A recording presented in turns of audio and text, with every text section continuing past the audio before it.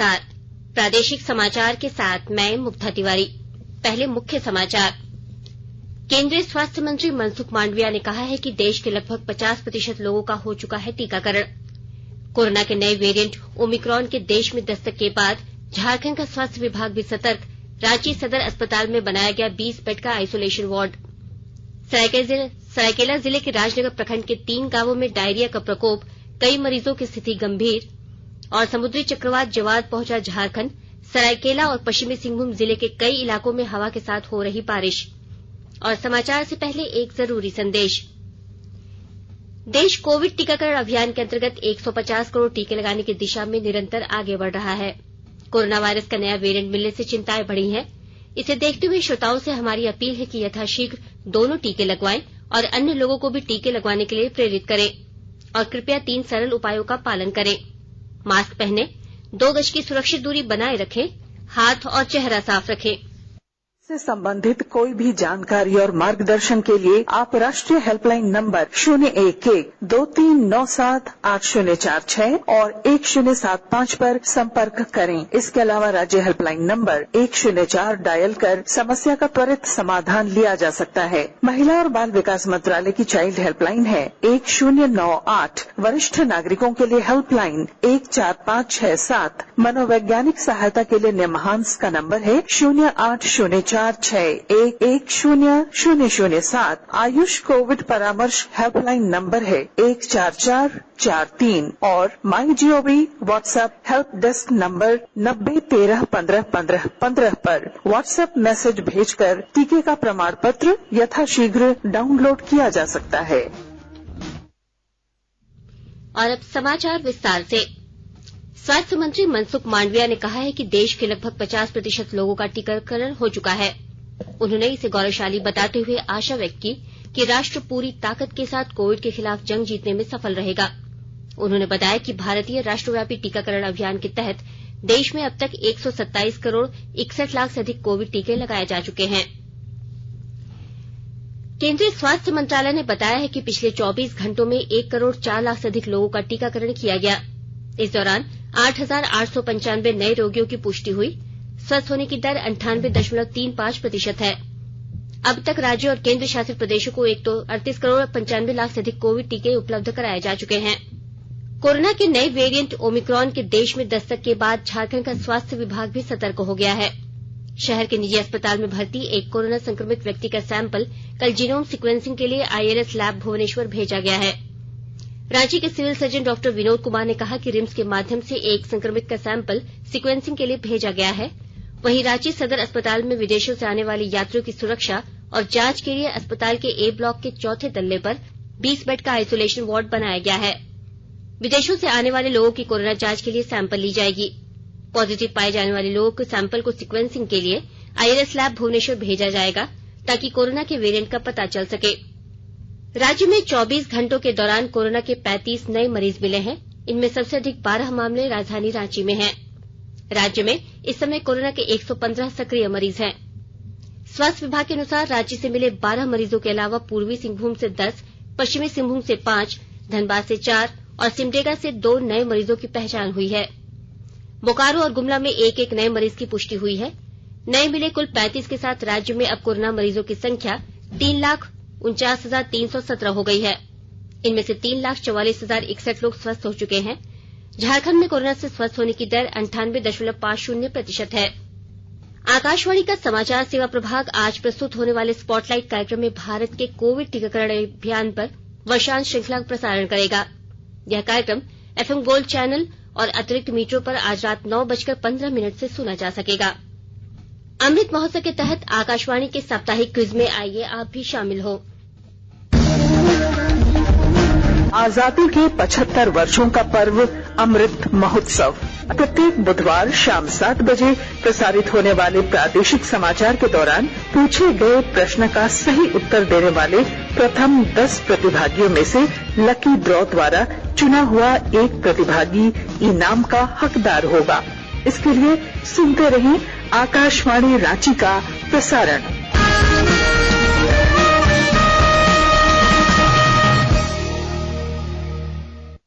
जागो ग्राहक जागो, जागो ग्राहक जागो। आजादी का अमृत महोत्सव के लिए सभी उपभोक्ताओं को शुभकामनाएं। हॉलमार्क सोने की शुद्धता सुनिश्चित करता है। हमेशा हॉलमार्क वाले सोने के आभूषण खरीदें। उपभोक्ता किसी भी शिकायत के लिए कृपया राष्ट्रीय उपभोक्ता हेल्पलाइन टोल फ्री नंबर 14404 पर संपर्क करें। उपभोक्ता मामले विभाग, भारत सरकार द्वारा जनहित में जारी।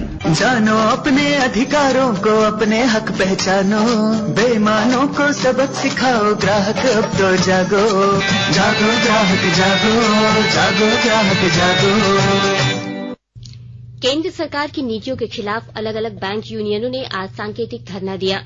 यूनाइटेड बैंक ऑफ यूनियन और अन्य बैंक यूनियनों ने कहा कि यह आंदोलन बैंक निजीकरण संबंधी केंद्र सरकार की नीतियों के खिलाफ है।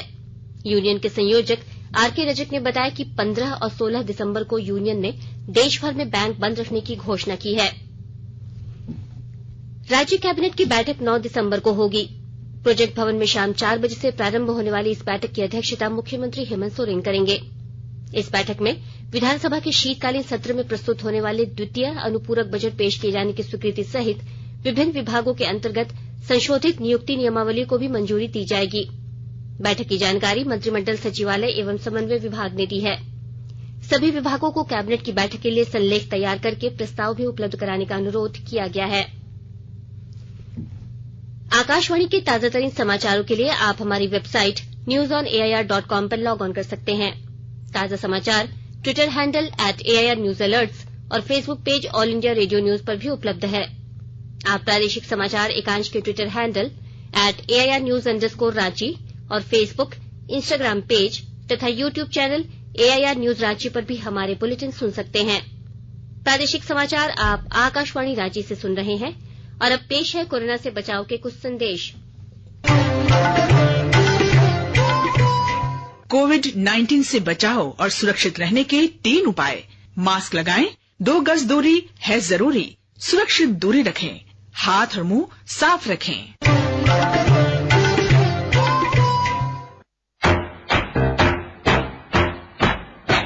चलो मिलकर एक शुरुआत करें, चलो एक फैसला आज करें, मास्क नहीं तो टोकेंगे, कोरोना को रोकेंगे, चलो एक वादा करते हैं, चलो एक वादा करते हैं, मास्क नहीं तो टोकेंगे, कोरोना को रोकेंगे। भारत सरकार द्वारा जनहित में जारी।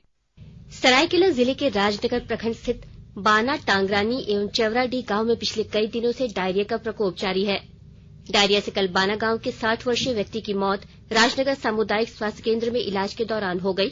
वहीं स्वास्थ्य केंद्र में अभी डायरिया के 11 मरीज इलाजरत हैं। स्वास्थ्य कर्मियों के अनुसार सभी मरीजों की स्थिति गंभीर बनी हुई है। एक मरीज को एमजीएम जमशेदपुर रेफर किया गया है। इधर अस्पताल में डायरिया पीड़ित मरीज लगातार आ रहे हैं। मरीजों के परिजनों के अनुसार अस्पताल में आयुष चिकित्सक ही इलाज कर रहे हैं, इसके कारण मरीजों की स्थिति बिगड़ रही है। इस संबंध में सरायकेला के civil surgeon doctor Vijay Kumar ने बताया कि गांव में मेडिकल टीम भेज दी गई है और सभी मरीजों का इलाज शुरू कर दिया गया है। भारतीय जनता पार्टी की ओर से लोहरदगा में आयोजित अभ्यास वर्ग के दूसरे दिन के सत्र को आज राष्ट्रीय अनुसूचित जनजाति मोर्चा के कार्य समिति सदस्य एडवर्ड सोरेन और भाजपा विधायक बाबूलाल मरांडी ने संबोधित किया। श्री मरांडी ने भारत वैश्विक परिदृश्य विषय पर अपने विचार व्यक्त करते हुए कहा कि भारत को फिर से मजबूत बनाने के लिए सभी क्षेत्रों में अपनी भूमिका को सुनिश्चित करनी होगी। उन्होंने कहा कि प्राचीन संस्कृति का संरक्षण और आधुनिकता का उपयोग करके हम दुनिया में अपनी क्षमता को प्रदर्शित कर रहे हैं।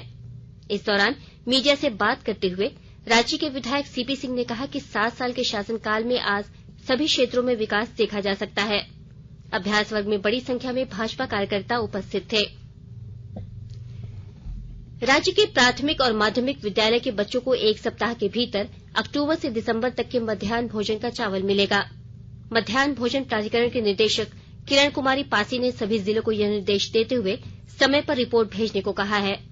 इसके अंतर्गत 1ली से 5वीं के बच्चों को 100 ग्राम चावल के आधार पर लगभग 5.5 किलो और 6ठी से 8वीं के बच्चों को 150 ग्राम के आधार पर लगभग 8.5 किलोग्राम चावल मिलेगा। गोड्डा जिले में हस्तशिल्प कला को बढ़ावा देने के लिए सरकार की ओर से कार्यशाला का आयोजन किया जा रहा है। इसमें लघु और मध्यम दर्जे के उद्यमियों को हस्तशिल्प कला की तकनीकी जानकारी दी जा रही है। और ब्यौरे के साथ हमारे गोड्डा संवाददाता।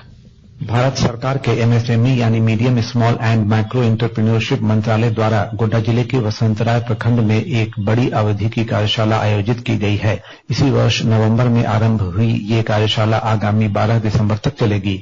समर्थ नाम से चलने वाले केंद्र सरकार की इस योजना में वैसे स्थानों पर कारीगरों को आधुनिक प्रशिक्षण दिया जा रहा है जहां पहले से ही हस्तशिल्प की कला विद्यमान है। भारत सरकार के मंत्रालय द्वारा हस्तशिल्प कलाओं को बढ़ावा और कारीगरों की आय कई गुना बढ़ाने के उद्देश्य से समर्थ योजना के अंतर्गत विशेष प्रशिक्षण दिया जा रहा है। वसंतराय एवं आसपास के सैकड़ों कारीगर इस कार्यशाला में आधुनिक प्रशिक्षण प्राप्त कर रहे हैं। आकाशवाणी समाचार के लिए गोड्डा से मैं रंजन कुमार।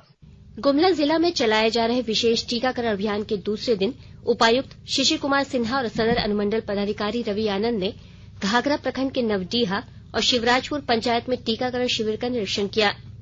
शिविर में लक्ष्य से कम टीकाकरण दर्ज किए जाने पर उपायुक्त ने असंतोष व्यक्त किया और प्राथमिकता के आधार पर 100% लोगों का टीकाकरण सुनिश्चित करने का निर्देश दिया। इस दौरान उपायुक्त ने जन वितरण प्रणाली के डीलरों को निर्देश दिया कि वे दुकान पर आने वाले लाभुकों को टीकाकरण के लिए प्रेरित करें। साथ ही स्वास्थ्य सहिया सेविका और सहायिकाओं को भी अधिक से अधिक टीकाकरण सुनिश्चित करने का निर्देश दिया। सिमडेगा जिले में इन दिनों अनाथ बच्चों को गोद लेने संबंधी कानून के अमल पर जोर दिया जा रहा है। इसको लेकर केंद्रीय दत्तक अधिनियम के प्रावधानों पर आम लोगों को जागरूक किया जा रहा है। और ब्यौरे के साथ हमारे सिमडेगा संवाददाता। सिमडेगा जिले में अनाथ बच्चों को माता पिता का संरक्षण उपलब्ध कराने की कवायद शुरू हुई है। सूचना भवन में आयोजित वैध दत्तक ग्रहण की संवर्धन कार्यशाला में कहा गया कि देश में लाखों दंपत्ति निसंतान हैं। दूसरी तरफ माता पिता द्वारा कई कारणों से नवजात शिशु का परित्याग भी किया जाता है। कहा गया कि जैविक माता पिता अपने बच्चे को सुरक्षित तरीके से बाल कल्याण समिति को सुपुर्द कर सकते हैं। उनकी पहचान गोपनीय रखी जाएगी। दूसरी तरफ निसंतान दंपत्ति केंद्रीय दत्तक ग्रहण अभिकरण की वेबसाइट में निबंधन करा सकते हैं। उन्हें वैध तरीके से 2 माह के भीतर गोद लेने के लिए बालक उपलब्ध कराया जाएगा। मनोज कुमार सिन्हा, मनु, आकाशवाणी समाचार, सिमडेगा। गिरिडीह जिले की नगर थाना पुलिस ने शहर के व्यवसायी उत्तम गुप्ता के घर 17 नवंबर की रात हुई लूट मामले का खुलासा कर लिया है। पुलिस उपाधीक्षक संजय राणा ने बताया कि धनबाद, गिरिडीह और पलामू जिले के पांकी क्षेत्र से 6 अपराधियों को गिरफ्तार किया गया है। उनके पास से लूट के जेवरात और नकद सहित कई अन्य सामान बरामद किए गए हैं। गोड्डा जिले के अलग अलग थाना क्षेत्रों में सरकारी योजनाओं की स्वीकृति दिलाने के नाम पर लाभुकों से रंगदारी मांगने वाले गैंग का खुलासा हुआ है। पुलिस ने इस गैंग में शामिल अपराधियों को गिरफ्तार करने में भी सफलता हासिल की है। इस संबंध में गोड्डा पुलिस अधीक्षक वाईएस रमेश ने बताया कि इस गैंग ने पोड़ैया हाट, अज्ञामोड़ एवं देवदंडार थाना क्षेत्र में कई घटनाओं को अंजाम दिया है। उन्होंने बताया कि इस गैंग के मुखिया को भी गिरफ्तार कर लिया गया है, जिसके खिलाफ कई आपराधिक मामले विभिन्न थानों में दर्ज हैं। सिमडेगा सदर प्रखंड के अंचल पदाधिकारी प्रताप मिंज ने अवैध बालू ढोने वाले 2 ट्रैक्टरों को जब्त कर लिया है। खूंटी टोली के पास यह कार्रवाई की गई जब अवैध रूप से बालू ढोया जा रहा था। समुद्री चक्रवात जवाद झारखंड पहुंच गया है। सरायकेला, खरसावां और पश्चिमी सिंहभूम जिले के अलग अलग क्षेत्रों में आज चक्रवाती तूफान के कारण बारिश हो रही है। रुक रुक हो रही बारिश से ठंड बढ़ गई है। इससे आम जनजीवन प्रभावित हुआ है। सरायकेला और उड़ीसा से सटे राजनगर प्रखंड में तूफान का सबसे अधिक असर देखा गया है। यहां दिन भर रुक रुक कर बारिश होती रही। सुबह 10 बजे के आसपास मौसम साफ हुआ था और अचानक दोपहर 1 बजे के आसपास से बारिश आरंभ हो गई। सरायकेला जिला प्रशासन द्वारा जिले में येलो अलर्ट जारी करते हुए उड़ीसा से सटे राजनगर प्रखंड और सरायकेला के आसपास रहने वाले लोगों को सतर्क रहने को कहा है। अंत में मुख्य समाचार एक बार फिर। केंद्रीय स्वास्थ्य मंत्री मनसुख मांडविया ने कहा है कि देश के लगभग 50% लोगों का हो चुका है टीकाकरण। कोरोना के नए वेरिएंट ओमिक्रॉन के देश में दस्तक के बाद झारखंड का स्वास्थ्य विभाग भी सतर्क। रांची सदर अस्पताल में बनाया गया 20 बेड का आइसोलेशन वार्ड। सरायकेला जिले के राजनगर प्रखंड के 3 गांवों में डायरिया का प्रकोप, कई मरीजों की स्थिति गंभीर। और समुद्री चक्रवात जवाद पहुंचा झारखंड। सरायकेला और पश्चिमी सिंहभूम जिले के कई इलाकों में हवा के साथ हो रही बारिश। इसके साथ ही आकाशवाणी रांची से प्रादेशिक समाचार का ये बुलेटिन समाप्त हुआ। नमस्कार।